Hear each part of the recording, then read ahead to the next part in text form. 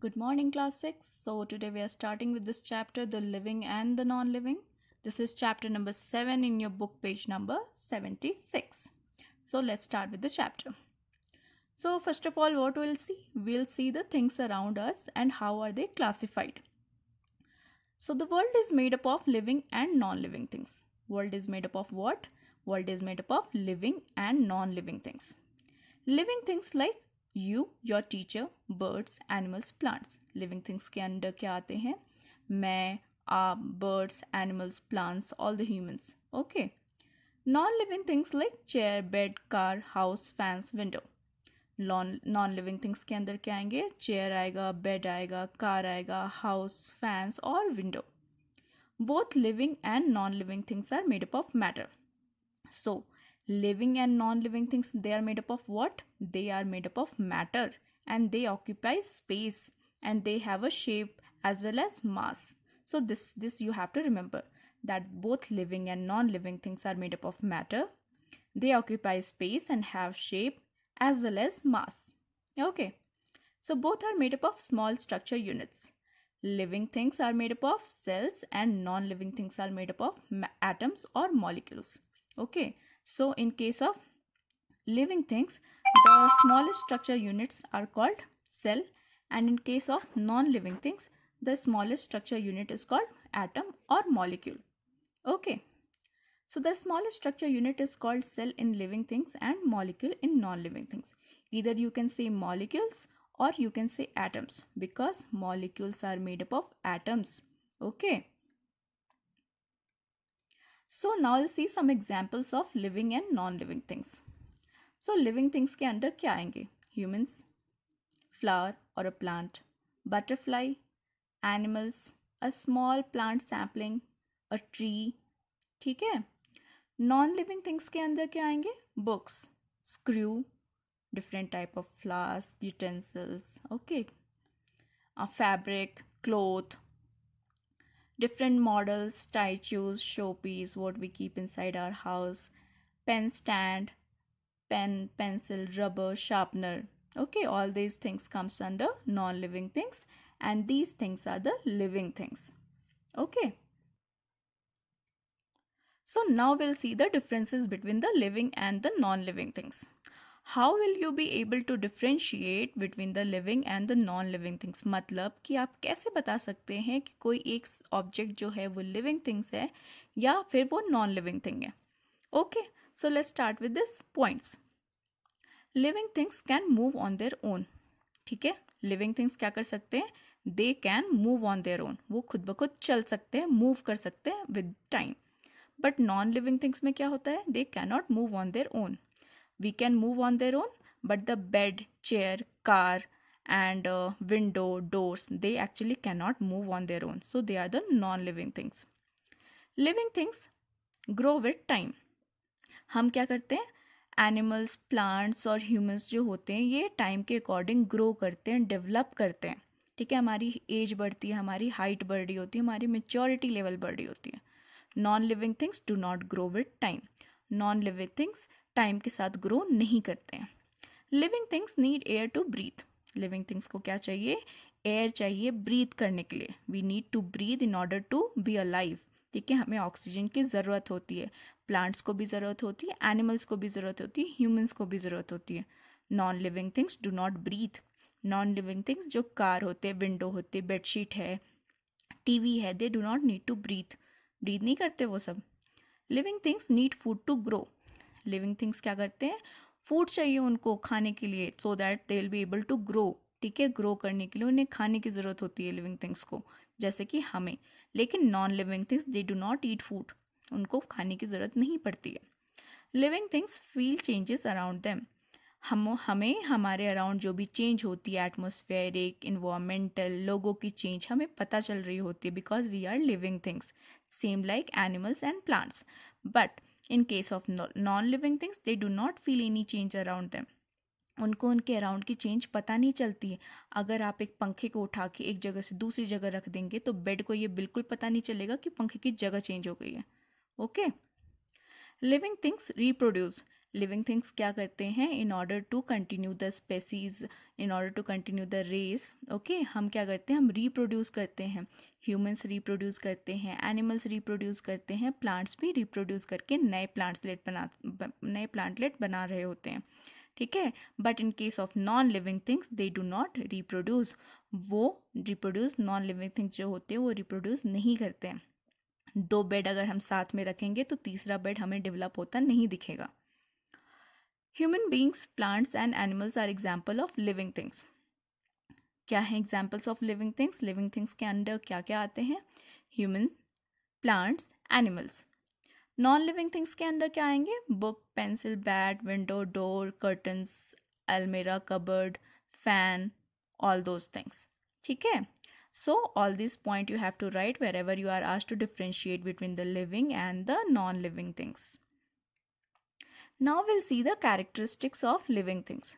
क्या characteristics होती हैं living things के? किसी भी चीज़ को हम कब बोल सकते हैं कि वो एक living thing है, ठीक है। For that we'll start the topics point wise. Okay, the first point is, the first characteristic of living things is structural organization, ठीक है। So under this we'll see living things are made up of cells. Living things किस चीज़ के बने होते हैं? Cells के बने होते हैं। Cell is the smallest structure unit of life. Cell क्या होती है?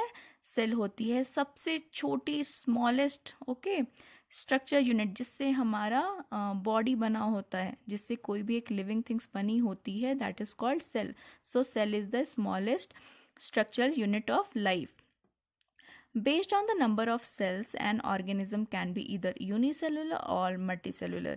ठीक है, अब ये बोल रहा है कि बेस्ड ऑन द, मतलब कि कोई एक ऑर्गेनिज्म, इधर it can be a unicellular और अ मल्टीसेलुलर. एक लिविंग थिंग्स इधर यूनिसेलुलर हो सकता है या फिर मल्टीसेलुलर हो सकता है. कैसे? अगर यूनिसेलुलर होगा कोई भी चीज़ तो वो वन सेल से बना होगा. जैसे कि यहाँ पर देखो आप, बैक्टीरिया, पैरामीशियम, अमीवा, क्लेमाडोमोनास, ये सारे एक सेल से बने हैं, एक सेल से. So these are unicellular organism. अब जहाँ पर ऑर्गेनिज्म डिफरेंट टाइप के सेल से बने होते हैं एंड नंबर ऑफ सेल्स मिल के उस इंडिविजुअल को बना रहे होते हैं या ऑर्गेनिज्म को बना रहे होते हैं, they are called multi cellular organism.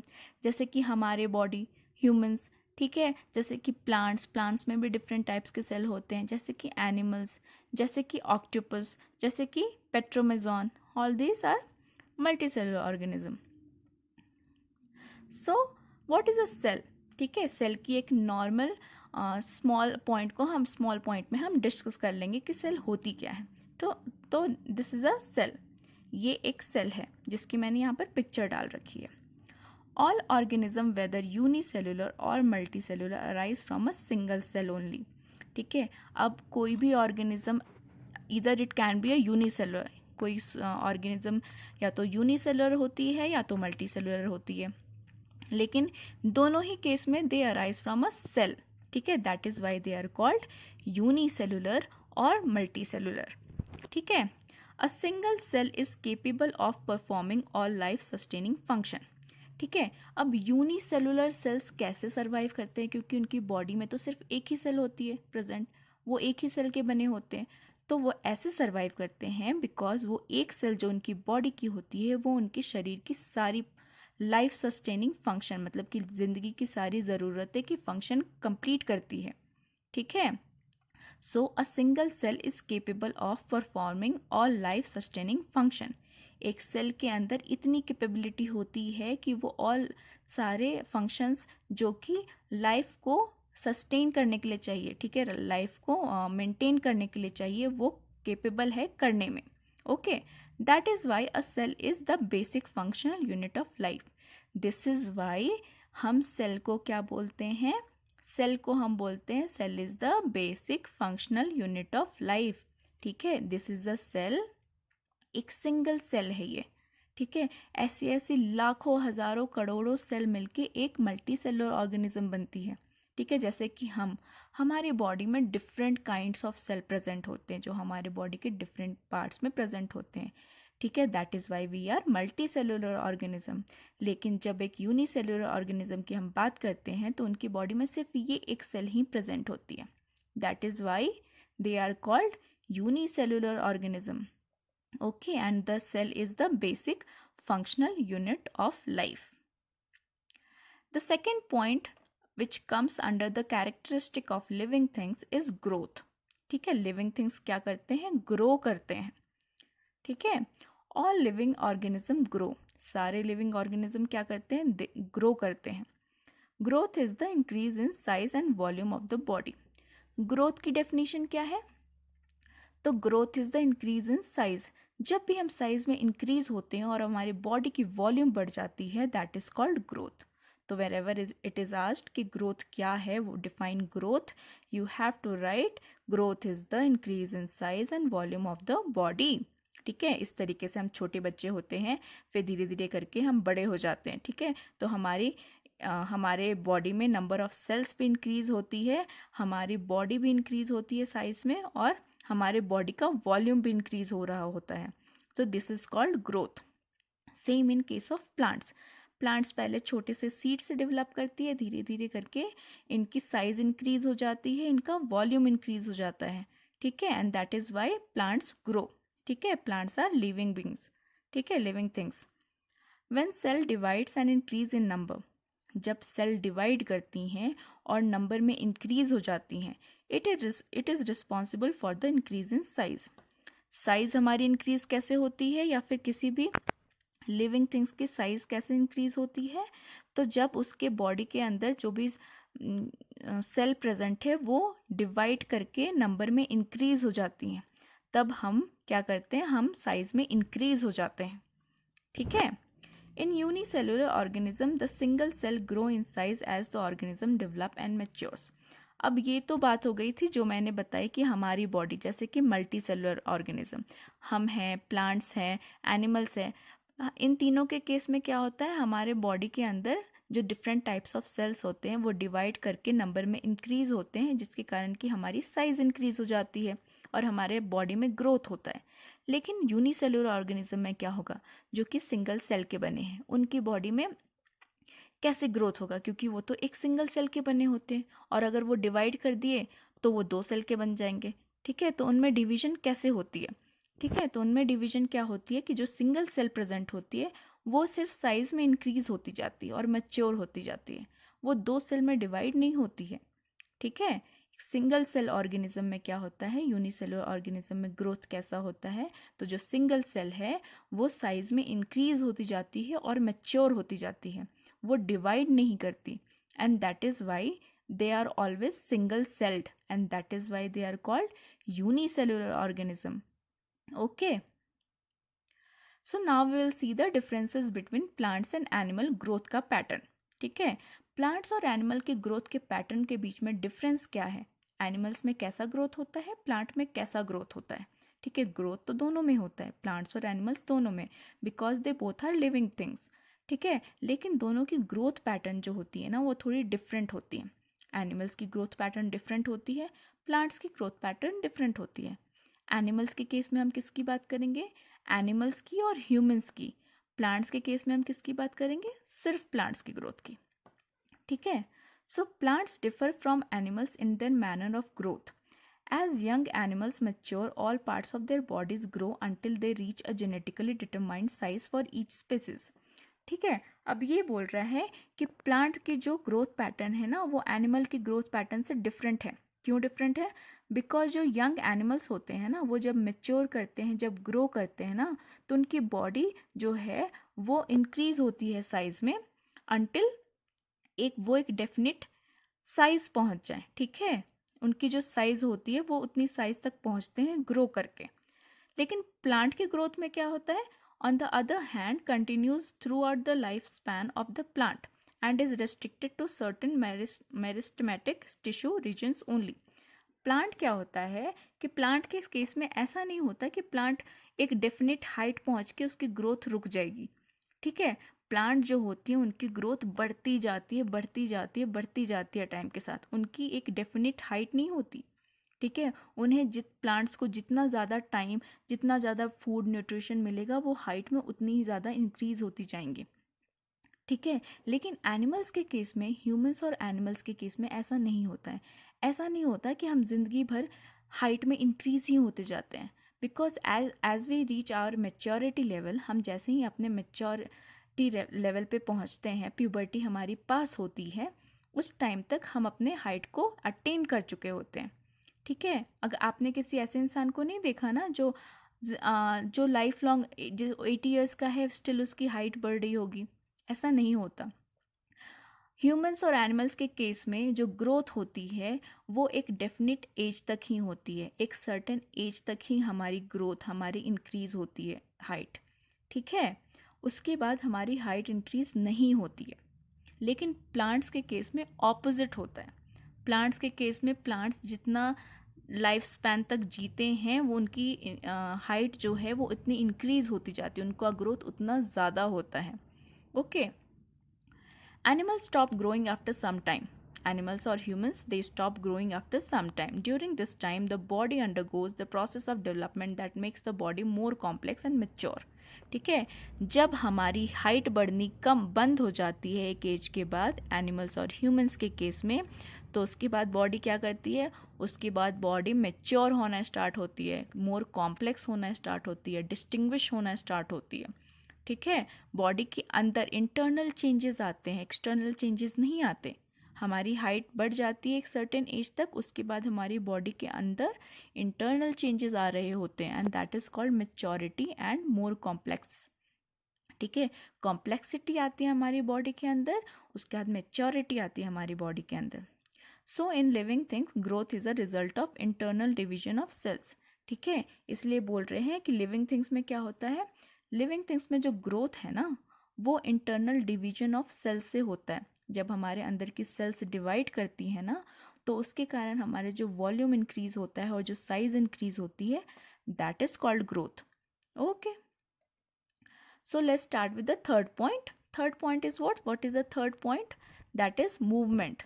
And what are we studying? We are studying the characteristic of living things.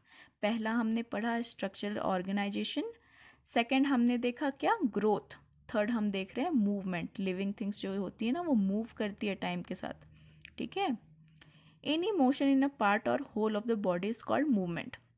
Movement क्या होती है, किसी भी बॉडी के पार्ट में अगर किसी भी तरह का मोशन होता है, ठीक है, तो दैट इज कॉल्ड मूवमेंट। ठीक है, all living things exhibit movement. जितने भी लिविंग थिंग्स होते हैं उनके अंदर मूवमेंट प्रेजेंट होती है, वो मूवमेंट शो करते हैं, which can be internal movement. ठीक है, तो मूवमेंट दो टाइप्स की होती है, इंटरनल मूवमेंट भी हो सकती है, एक्सटर्नल मूवमेंट भी हो सकती है लिविंग थिंग्स के अंदर। ठीक है, तो इंटरनल मूवमेंट में क्या आता है, इंटरनल मूवमेंट में जैसे हम जब फूड इंजेस्ट करते हैं, खाते हैं, तो वो हमारी बॉडी के डिफरेंट पार्ट्स में, जैसे माउथ से होते हुए हमारे स्टमक में पहुंचता है, फिर हमारे लार्ज इंटेस्टाइन में, स्मॉल इंटेस्टाइन में पहुंचता है, तो that is a type of internal movement, body के अंदर की मूवमेंट। ठीक है, या फिर ब्लड का सर्कुलेशन हमारे पूरे बॉडी में, that is also a type of internal movement. External movement क्या होती है, एक्सटर्नल मूवमेंट मतलब हमारा वॉक करना, हमारा अपने हेड को मूव करना, अपने हैंड को मूव करना, अपने लेग्स को मूव करना, अपने डिफरेंट बॉडी पार्ट्स को बाहर से मूव करना, that will be called external movement. सब मूवमेंट्स मे और may not involve a change in position of an organism. अब ये बोल रहा है कि कुछ मूवमेंट ऐसे भी हो सकते हैं जिसमें हमारा पोजिशन चेंज नहीं हो, जैसे कि इंटरनल मूवमेंट्स। इंटरनल मूवमेंट में हमारा जो हम बैठे बैठे हमारी बॉडी में जो ब्लड का सर्कुलेशन हो रहा है, उसमें हमारी पोजीशन चेंज नहीं हो रही, हम वहीं पर बैठे हैं जहाँ पर हम बैठे थे, लेकिन हमारे बॉडी के अंदर जो ब्लड है वो अपने पोजीशन को चेंज कर रही है। ठीक है, विथ क्या, मोशन करके। ठीक है, बॉडी के डिफरेंट पार्ट्स में सर्कुलेट होके। ठीक है, When the organism move from one place to another, जब एक ऑर्गेनिज्म एक जगह से दूसरी जगह पर जाता है, the movement is termed as locomotion. ठीक है, जब हम एक जगह से दूसरी जगह पर मूव करते हैं तो उसको क्या बोला जाता है, उसको बोला जाता है लोकोमोशन। ठीक है, तो लोकोमोशन और मूवमेंट में डिफरेंस क्या है। ठीक है, तो कोई भी मोशन किसी भी बॉडी के पार्ट का उसको मूवमेंट बोलते हैं। और ये मूवमेंट इंटरनल और एक्सटर्नल दोनों टाइप की हो सकती है। ठीक है, लेकिन लोकोमोशन होने के लिए ऑर्गेनिज्म का प्लेस चेंज होना बहुत ज़रूरी है। ठीक है, ऐसा नहीं हो सकता कि एक इंसान एक जगह या फिर एक एनिमल एक ही जगह बैठा हुआ है और उसको हम बोलेंगे कि वो लोकोमोशन कर रहा है। ठीक है, ऐसा नहीं हो सकता। अगर एक एनिमल बैठे बैठे अपने हाथ को हिला रहा है then that is called movement. ठीक है, बट अगर एक एनिमल एक जगह से दूसरी जगह मूव कर रहा है then that is called locomotion. ठीक है, तो अब हम देखेंगे डिफरेंट टाइप्स ऑफ लोकोमोशन और डिफरेंट टाइप्स ऑफ मूवमेंट जो प्लांट और एनिमल में दिख रहे होते हैं। Animal exhibit locomotion. एनिमल्स में क्या दिख रही होती है? मेनली एनिमल्स में हमें जनरली लोकोमोशन दिख रहा होता है। ठीक है, वो अपनी जगह अपने पोजीशन को एक जगह से दूसरी जगह पर चेंज करते हैं मूव करके। ठीक है, they can move from one place to another. They move actually in case of one place to another for search of food. ठीक है, for in normal okay जैसे humans करते हैं। Plants do not move but show internal movements and external movement. अब plants तो एक जगह से दूसरी जगह मूव नहीं होते। आपको प्लांट्स के अंदर क्या दिख सकता है? प्लांट्स के अंदर आपको मूवमेंट दिख सकता है। क्यों? क्योंकि प्लांट जो फूड बना रही होती है वो प्लांट में वेसल्स के थ्रू एक जगह से दूसरी जगह पहुंचाया जाता है। ठीक है, तो that is a type of internal movement. External movements क्या होगा? एक्सटर्नल मूवमेंट वो होता है कि जो प्लांट होती है ना वो हमेशा लाइट के टुवर्ड्स मूव करती है। ठीक है, अगर आप एक प्लांट को एक ऐसी जगह पर रखते हो जहाँ पर शेडो है और उससे थोड़ी ही दूर पर प्लांट को कहीं पर सनलाइट मिल जाती है तो प्लांट विल मूव, स्टेम को मूव करके वो सनलाइट की तरफ मूव कर जाते हैं। ठीक है, so plant move towards the light. Some flower close their petals at night. ठीक है, इनमें क्या होता है, प्लांट्स में क्या होता है कि अगर सनलाइट किसी किसी प्लांट्स में क्या होता है कि अगर सनलाइट प्रेजेंट नहीं है तो वो अपने पेटल्स को, फ्लावर्स को बंद कर लेते हैं, क्लोज कर लेते हैं। So that is also a type of movement. ठीक है, that is not locomotion because the plant is not changing its position but the plant is showing some type of movement. Motion show कर रहा है plant, plant के petals खुल रहे हैं, बंद हो रहे हैं। The Venus fly trap plant snaps shut when two of its sensitive hairs are touch at the same time. एक वीनस फ्लाई ट्रैप प्लांट होती है जो इस टाइप की होती है, इस टाइप की। इसके अंदर जो होते हैं ना यहाँ पर हेयर्स प्रेजेंट होते हैं। अगर इन हेयर्स में किसी भी टाइप का स्टिमुलाई, ठीक है, मतलब किसी ने इसको टच कर दिया, इधर it is touched by some insect और किसी ह्यूमन के द्वारा या किसी एनिमल के द्वारा, तो टच होने के तुरंत बाद जो वीनस फ्लाई ट्रैप प्लांट है ना वो अपने पेटल्स को क्लोज कर लेती है, इन दोनों को मिला लेती है, इन दोनों पेटल्स को। ओके, और अगर अंदर कोई एनिमल है तो वो फंस जाता है अंदर ही। ठीक है, and this is how the Venus fly trap plant जो है वो अपने प्रे को कैच करती है, अपने फूड को कैच करती है। ठीक है, एक दूसरा एग्जाम्पल क्या है? Leaves of plant neptunia closes when touched as well as during night and in cloudy weathers। एक प्लांट होती है जिसका नाम है नेप्ट्यूनिया ल्यूटिया, जिसको कि येलो पफ बोलते हैं। ठीक है, इनके अगर आप लीव्स को टच कर दोगे ना तो ये अपने आप अपने लीव्स को बंद कर लेती हैं। ठीक है, और ये तब भी अपने लीव्स को बंद कर लेती हैं जब नाइट होती है या फिर जब क्लाउडी वेदर होती है। तो ये जो सारे मूवमेंट्स हम पढ़ रहे हैं कि ये जो नेप्ट्यूनिया ल्यूटिया है ये अपने लीव्स को बंद कर लेती है, या फिर प्लांट्स जो हैं वो सनलाइट की तरफ अपने आप को मूव करते हैं, मतलब मूव इन द सेंस कि वो अपने आप को बेंड कर लेते हैं जिधर सनलाइट प्रेजेंट होती है उधर। ठीक है, या फिर ये वीनस फ्लाई ट्रैप प्लांट जो कि अपने हेयर्स टच होने पे अपने लीव्स को क्लोज कर लेती है। ठीक है, तो these are all different types of movement present in plant. In all these cases, the plant is not changing its position from one place to another. Plant is at the same position. But what plant is doing? Plant अपनी body में different body parts में movement दिखा रहे हैं, कभी leaves के साथ, कभी petals के साथ, कभी इनके साथ। Okay, in case of Venus flytrap ये leaves के साथ। So these are all different types of movement जो plants show कर रहे हैं. These are not locomotion. Okay, because the plants are not changing their position. But in case of animals, they exhibit locomotion, and in case of humans also, they exhibit locomotion. Okay. So now we'll come to the fourth point, that is food and nutrition. This will cover in the next class. Okay, thank you so much.